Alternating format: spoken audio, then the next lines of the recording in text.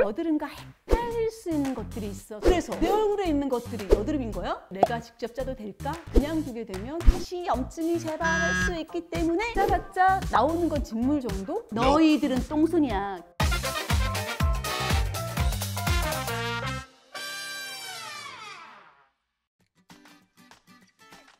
안녕 동생들.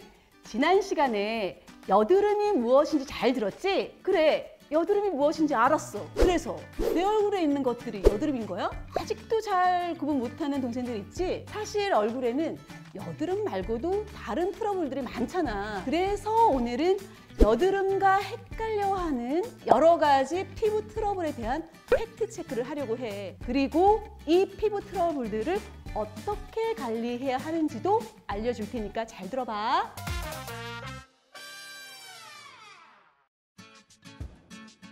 지난 시간에 여드름은 크게 두 가지 종류로 나눌 수 있다고 얘기했지?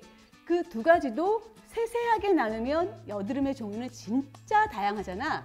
마찬가지로 여드름마다 관리하는 방법이 달라. 어떤 여드름은 그냥 놔두면 자연스럽게 피부가 회복되면서 사라지는 경우도 있지만 심한 한옥성 여드름의 경우는 그냥 두게 되면 피부 조직에 결손이 생겨서 움푹 파이는 흉터가 남을 수 있거든.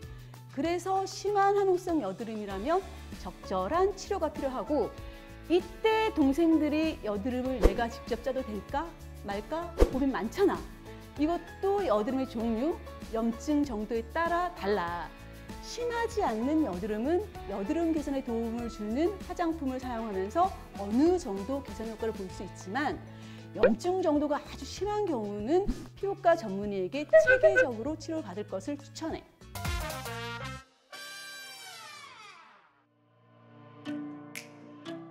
동생들 여드름 패치도 많이 쓰지? 최근 나오는 여드름 패치는 크게 두 가지로 분류가 되는데, 하나는 여드름을 진정시키는 효과가 있는 티트리나 살리실산과 같은 성분을 함유한 패치고, 다른 하나는 여드름을 짜고 난 다음 나오는 진물을 흡수하고 2차 감염으로부터 예방해주는 하이드로콜로이드 패치야. 이 하이드로콜로이드 패치를 사용할 때에는 주의할 점이 있는데, 꼭 손을 깨끗하게 씻고 여드름 부위를 소독하고 나서 붙여야지 세균 감염을 예방할 수가 있어.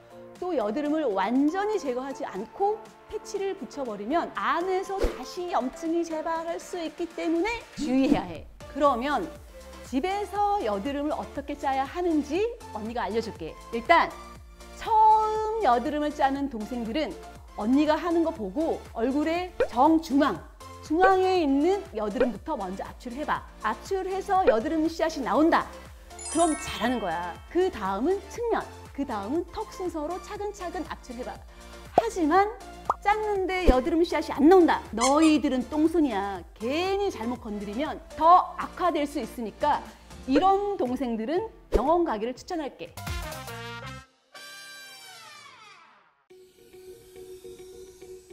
먼저 소독용 알코올 솜으로 짜고자 하는 여드름 부위를 소독한다.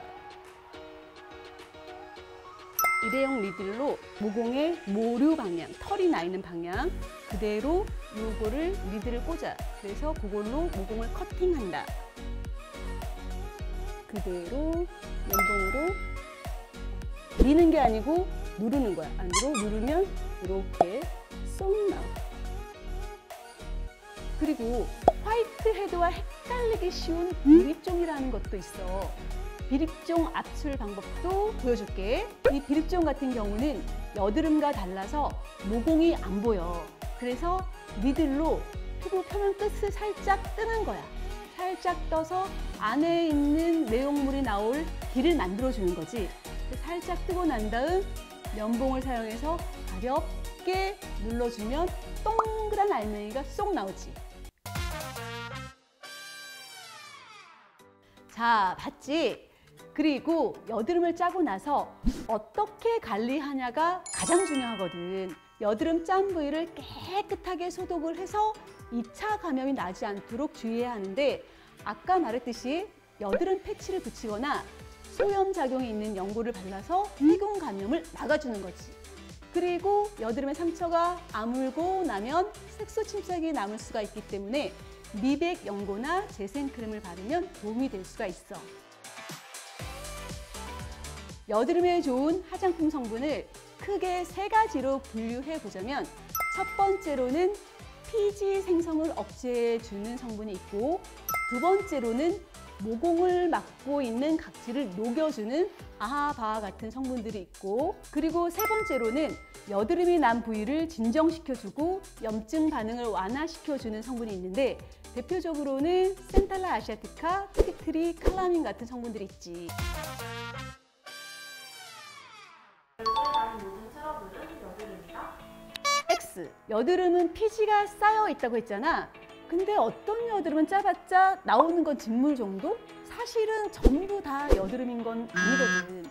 얼굴에 난 트러블 중에서는 비립종이나 접촉성 피부염과 같이 여드름과 헷갈릴 수 있는 것들이 있어서 주의해야 해. 먼저 비립종은 눈 주변에 많이 나고 모공이 보이지 않고 짜면 동그란 알맹이가 나와. 아까 봤지? 접촉성 피부염은 피부 표면이 자극을 받아 생기는 건데 화농성 여드름이랑 비슷하게 생겼어. 표면을 보면 화농된 형태지만 짜게 되면 여드름처럼 씨앗이 나오는 게 아니라 고름만 찔끔 살짝 이렇게 나오거든. 이런 건 건드리는 것보다는 진정시켜주는 게 좋지. 넓어진 모공은 되돌릴 수 없다. X. 모공 케어는 홈케어만으로는 드라마틱한 효과를 볼 수 없는 것이 현실이지만 홈케어를 통해서 어느 정도 모공 개선에 도움을 줄 수는 있어. 가장 기본이 되는 것은 보습 관리와 탄력 관리라고 볼 수 있지. 모공은 피부 탄력이 떨어질수록 더 넓어지기 마련이기 때문에 탄력 관리가 아주 중요해. 이미 넓어진 모공은 홈케어만으로는 관리가 어렵겠지만 더 넓어지지 않도록 미리미리 예방해 주는 것도 아주 중요하지. 기름종이를 사용하면 여드름이 완화된다. 기름 종이를 자주자주 사용해 주는 게 좋아. 피지가 쌓인 것도 막을 수 있고 피지와 노폐물이 엉켜서 모공을 막는 걸 방지할 수 있지. 하지만 뭐든 적당히 하는 것이 좋은 거 알지? 하루에 2, 3회 정도 사용하는 것이 좋고, 과도하게 사용할 경우는 오히려 피부에 자극을 주거나 피부의 천연 보습 인자들을 과도하게 제거해서 방어 작용으로 유분이 더 많이 분비될 수 있기 때문에 주의하는 게 좋아.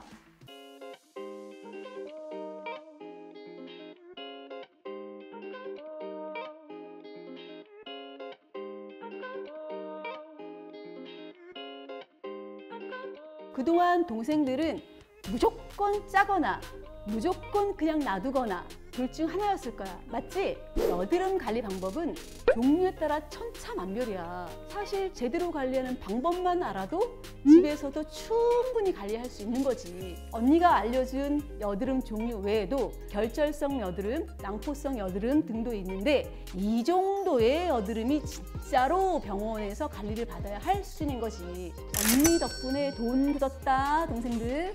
다음에도 언니가 더 좋은 주제로 동생들 돈 굳게 해줄게. 또 보자. 안녕.